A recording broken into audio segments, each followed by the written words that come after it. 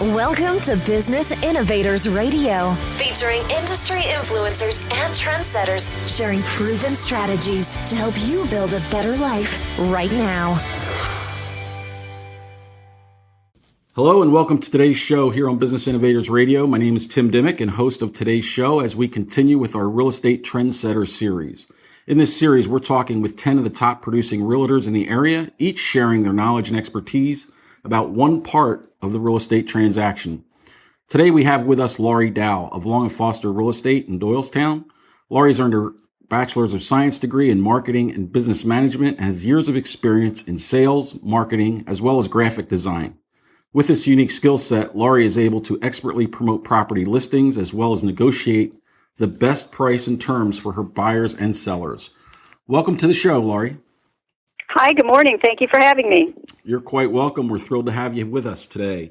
Before we get into our subject, I'd like to ask you what made you get into the real estate business and, what's your passion? Sure. Well, I've been in the business about 6 years now, going on 7 years. And my passion is just really helping people with one of the most important things that they do in their lives, which is buy and sell their homes.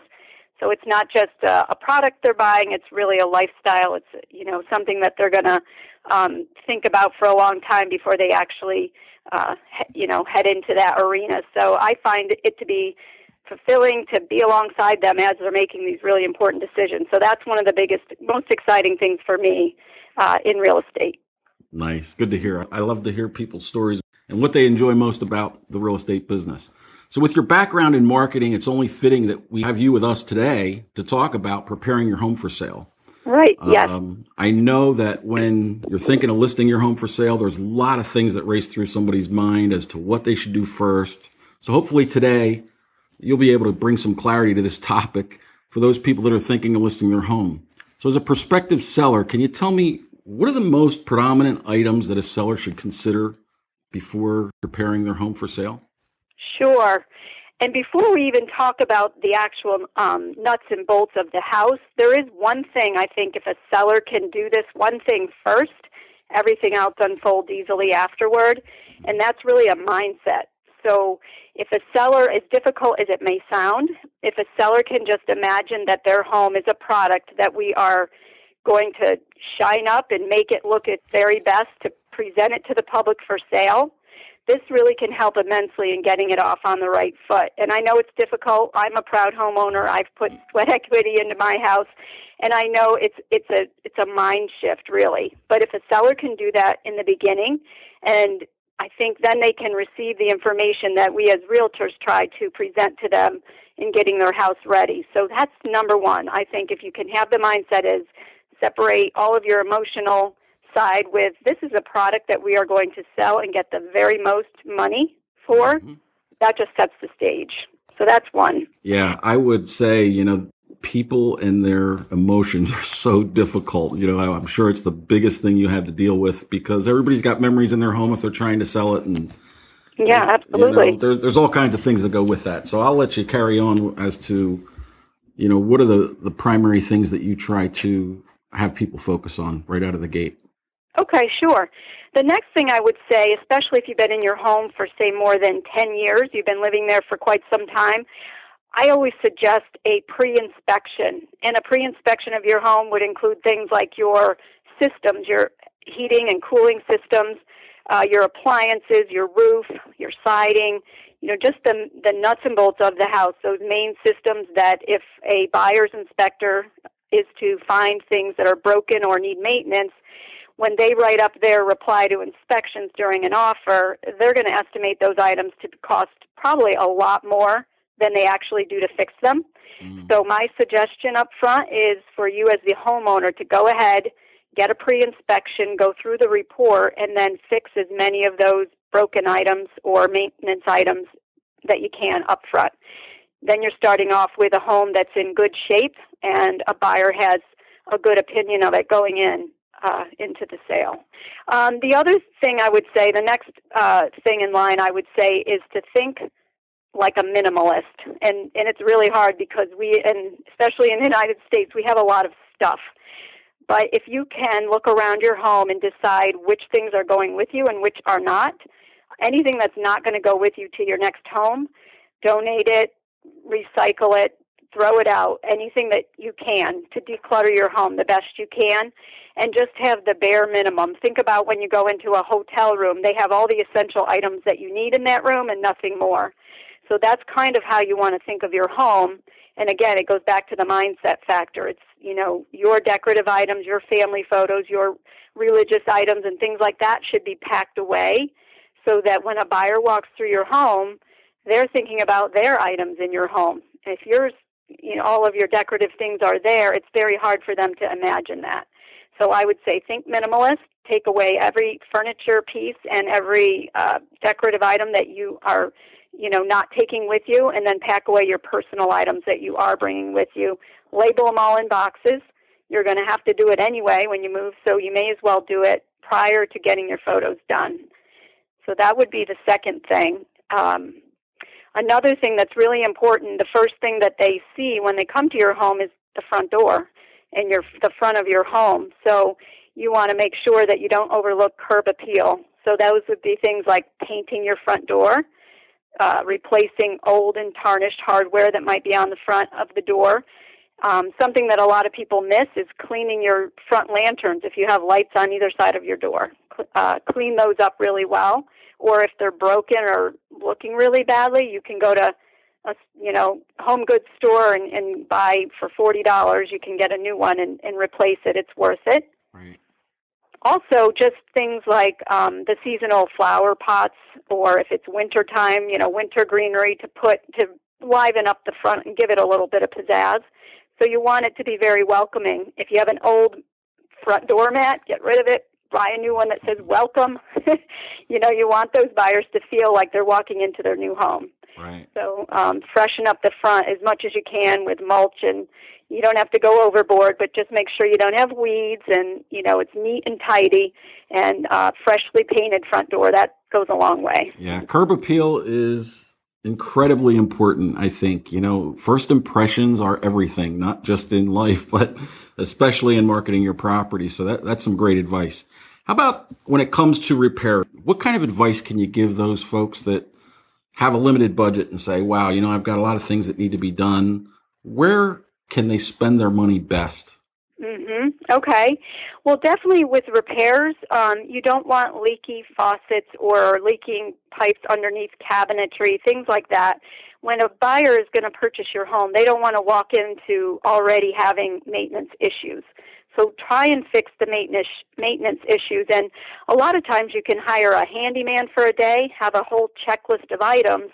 They can fix door handles and little leaks, and maybe your windows should be working, opening and closing and locking. A lot of townships actually have a use and occupancy permit that has to be obtained prior to the sale. So those would be safety items like making sure windows and doors open and close and lock, that you have handrails going down the stairway and that they're secured, that there's no missing stairs or anything like that down to the basement. So those are items you're going to have to do anyway, so make sure those are done.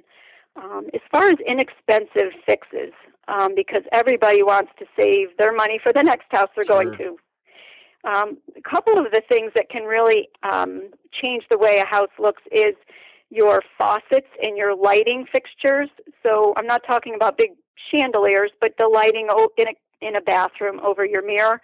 Those are pretty inexpensive, and right now in 2016, I would say brushed nickel is a very popular finish. So if you can change out some knobs and a faucet, lighting fixtures, it really doesn't cost that much, but it'll give a whole fresh look to a vanity that's not maybe brand new. So shining up the wood a little bit and putting some new knobs can really change a kitchen. It can change a bathroom. So those would be things I would definitely recommend. How about, I know a lot of people think paint, and I'm sure, you get this a lot. I'm sure you walk into some homes that probably have some scary colors in them. What kind of an effect does that have? And obviously, if you're going to recommend that somebody, paint some of the rooms in their houses, stick with neutral colors. Is that what's best? Yeah, that's a good question. So I would say start at your front door. So we've painted the front door already, talked about that. You open the foyer into the foyer, and that's a place where a lot of people used to put wallpaper. Wallpaper can really keep homes from selling, and I know homeowners don't want to hear that, but if we're being honest here, that is a really big detractor for getting a home sold. And a lot of sellers will say, well, I'll offer a credit for them to remove it. But a buyer in their mind thinks, oh, that's so expensive and such a hassle, I don't think I want to get into that. So I recommend taking off wallpaper that is in your foyer, because it's sort of like a showstopper. You'll step in the front door and you see all this wallpaper, and that just changes everything, not for the good. Right. So we actually, on our team, we have a couple different painters that also remove paper pretty reasonably. And so we've been really successful in recommending a couple different people that our sellers have been thrilled at the prices, much less than what they thought it would be. So I would say if you can remove wallpaper and paint neutral colors, and today's neutral colors aren't so much the tan, like the gold and tan, but we're getting more towards the cooler grays and the khakis. And you can go into the new construction homes today and you'll see what the latest, most popular colors are. But I would say definitely neutral grays, into the cooler colors. Stay there and don't be doing any dark like forest green or that Wedgwood blue. Those are colors that people don't want to see in homes today. Yeah, and although, you may like them, colors just totally change the attitude of a room, and it really does make an impact. And to spend money and not do it the right way when you're trying to sell your house is not really that smart. On top of that, people are going to end up painting the colors they want. That's true. But again, you have to make it neutral, in my opinion as well. What are some of the things that, you would recommend sellers not do? Sometimes there's things that you can do to your house and you say, well, I really should be doing this, but the investment does not provide you a good return. Okay. That's a really good question, and this is a tough one, too, to answer sometimes. One thing I would say is no matter who you are, make sure you know what kind of finishes are being used in the other homes of the same price point. So if you're in a townhome community and the prices are between $200,000 and $300,000 there, you don't need to put high-end hardwood flooring throughout your house. Make sure you're not over-improving with the things that you're doing to the price point, because you won't get it back out. You may not get it anyway, but you shouldn't over-improve for the type of home and community that you're in. And on the flip side, if you're in a $700,000 home, don't put the low-end laminate flooring in your first floor, because that is not what the buyers in that price range are going to look for. And if your next door neighbor's house is for sale and they have gleaming hardwoods and you have laminate, it's not good. So you really need to know what are the finishes being put into the homes that are of the same price point as yours. So I would say that's a important thing to start out with. One big thing I am asked over and over again, should I put granite counters on my existing cabinets in my bathrooms and kitchen? That's probably something I hear 3 times a week, maybe. So that's a tough one. I would say it depends on the price of the home, but also your cabinetry. Is it worn? Are the insides looking bad? Are they real wood cabinets that would take well to paint and then the granite put on top? So that is a case-by-case basis. So that one I would have to be in the house, look at the kitchen, know the neighborhood, what do the other competing homes have. So you don't want to go spend a bunch of money on granite only for someone to walk in and say, oh, geez, I wish they didn't put that on there. I would feel terrible ripping that out. I don't like those cabinets. They're old, and I would have to do that in this kitchen. So for that reason, I don't feel I want to buy this home, because I'd be wasting those granite counters someone put. So, everyone thinks they need to have granite, but maybe it's better to have a professional realtor come in and really assess your individual home. Yeah, that's a perfect example, Laurie, of, again, putting your money into something and, not doing it the right way. Thinking you're doing something, to improve the property and that you're going to get your money back out of it, but I've actually witnessed that exact scenario that you talked about, where people put in beautiful countertops and didn't replace cabinets that were 20 years old, and the two just did not go together. And Right. that's fine if you're going to stay there and live there. But when you're looking to sell the property, again, you got to really take somebody's professional opinion. And for our listeners out there, you can't discount, the knowledge and the expertise that realtors like yourself, Laurie, have in the field and know what people are expecting when they walk into a property. So, it's often difficult to listen to suggestions from a realtor, but being in that market on a daily basis, you guys really do have a good idea of what's going on in the market and what people should be spending their money on, what they shouldn't be spending their money on. But what are some of the biggest misconceptions people have when you talk to them about getting their home ready? What kind of opinions do you run into? Yeah. That's a good one, too. Well, one of the things I would say is, especially when you have been in your home for quite some time, in your mind, you have this huge block as to where do I start? How do I get started? Do I clean out my garage, my basement, my attic? How do I get going? So what I say to my clients is, let's put everything on paper and create a plan, because it's much easier to work on when it's on paper rather than swirling around in your head at night, keeping you up. So we get it down on paper, and then we prioritize what we're going to do. So a misconception might be, it's just too much. I just can't do this.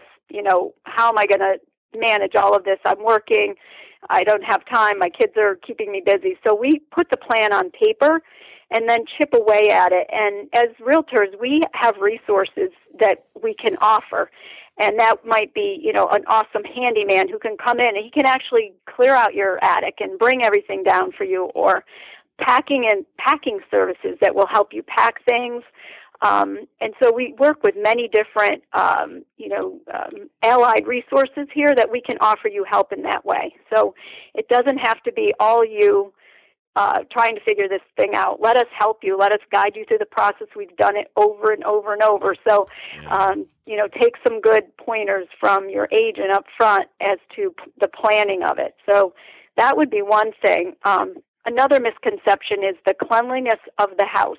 So we all have different ideas of what clean means. And when you're going to sell your house, you're going to have people coming through the door with all different ideas as well of what a clean home is. So one of the most inexpensive things you can do, but one of the best value, is to either yourself, or my recommendation is to have a professional do it, because they're going to look at your house differently. Come in and do a really deep cleaning like you would see when you go into the nicest hotel room you've ever been in. You want it to be that clean. And we don't live like that normally. We have pets. Some people have children. We just don't live like hotel room cleanliness every day. Nobody does, really. Right. So that is so important. So a lot of sellers might not realize the level of cleanliness you need to get to really make a good impression, to the buyers coming in. And I would say focus on bathrooms and kitchens. You want to, the tile to be sparkling clean, the grout in between. If you have missing grout, you really do need to take care of that. Just to make sure that when someone opens your shower door, because they will, they don't they don't have a negative reaction. Right. So clean your house, 5 levels above what you think it needs to be. That is really some great advice, and I agree with you 100%. We all live our own lifestyles, but, again, we're not thinking this isn't to impress us. This is to impress the people that are coming into the home. So that is some fantastic advice.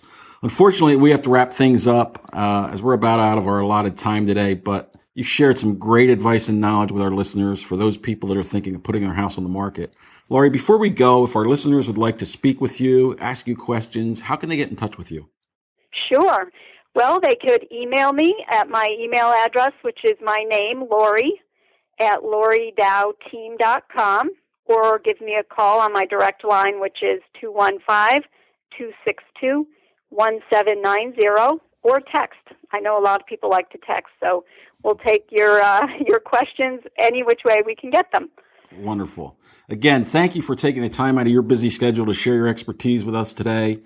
As for our listeners, keep tuning into Business Innovators Radio as we continue with our Real Estate Trendsetters series, where you can learn from the pros about all the aspects of buying and selling your next home.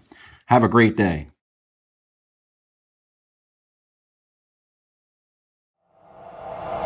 Thanks for listening to Business Innovators Radio. To hear all episodes featuring leading industry influencers and trendsetters, visit us online at businessinnovatorsradio.com today.